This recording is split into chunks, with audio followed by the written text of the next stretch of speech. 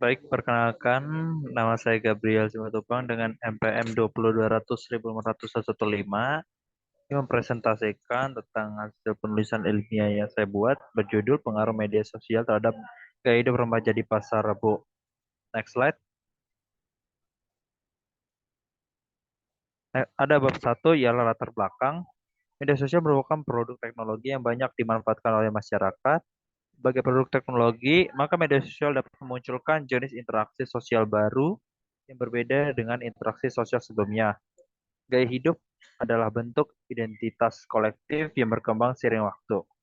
Gaya hidup berfungsi dalam interaksi dengan cara-cara yang mungkin tidak dapat dipahami.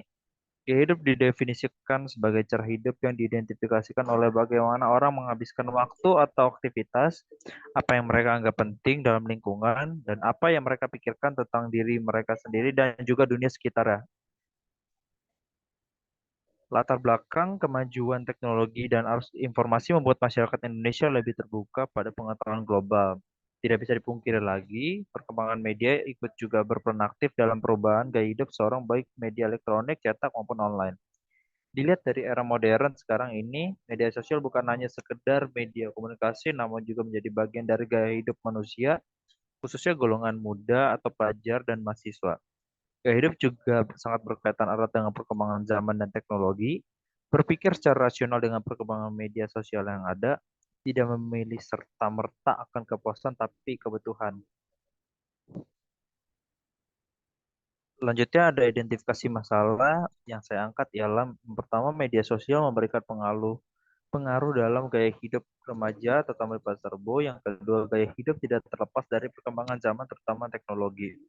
Batasan masalahnya ialah difokuskan pada pengaruh dari media sosial itu sendiri terhadap remaja di pasar rebo, dan rumusan masalah yang saya angkat ialah bagaimana pengaruh media sosial terhadap gaya hidup remaja di pasar rebo. Next slide.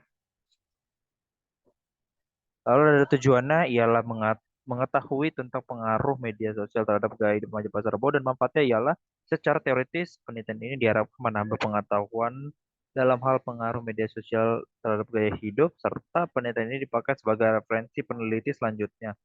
Dan secara praktis, penelitian ini diharapkan bermanfaat bagi masukan dan bahasan pertimbangan bagi semua pihak yang memahami sosial media serta berpengaruh terhadap gaya hidup mahasiswa, serta memberikan manfaat bagi semua pihak.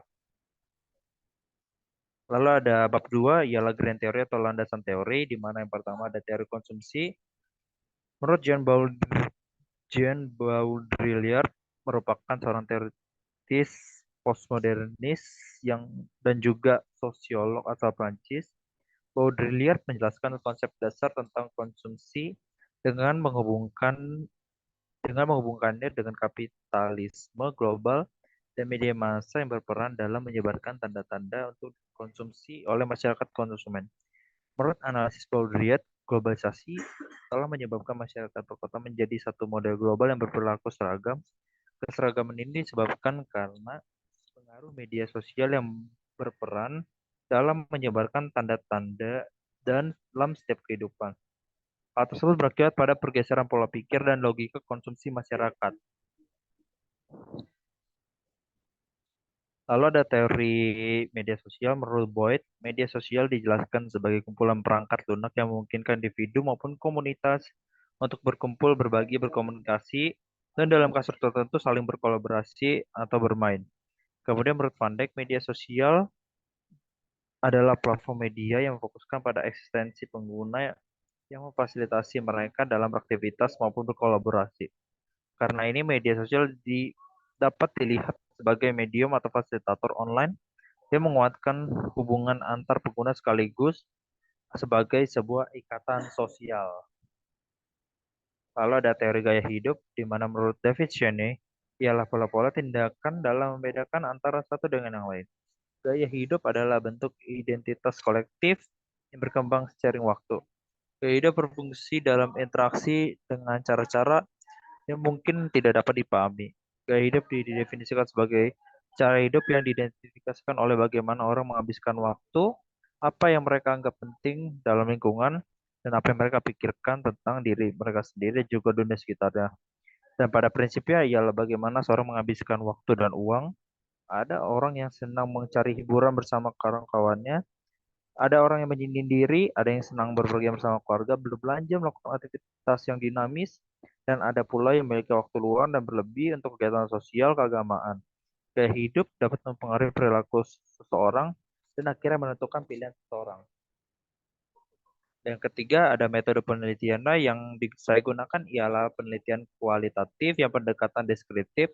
Metode kualitatif di mana peneliti membuat suatu penelitian ditujukan untuk mendeskripsikan, menganalisis suatu fenomena, peristiwa sosial, persepsi, dan lainnya. Dengan menggunakan metode penelitian kualitatif, pengumpulan data yang dilakukan peneliti dapat menekankan kepada situasi guna menemukan, memahami, menjelaskan, dan memperoleh gambaran tentang pengaruh media sosial terhadap gaya hidup remaja di pasar Rebo. Dan partisipannya ialah berjumlah 30 orang dari remaja yang saya anggap dapat mewakili dari sekian banyaknya remaja di Pasar Rebo. Dan tempat penelitiannya ialah Kecamatan Pasar Rebo itu sendiri yang dengan alasan ialah daerah yang strategis dekat dari rumah saya, dekat dari kampus serta terlihat seperti daerah yang up to date dengan bergaya baik di sosial media maupun real life dan waktu penelitiannya ialah pada bulan Januari sampai bulan April 2023. Sekian, terima kasih presentasi dari saya.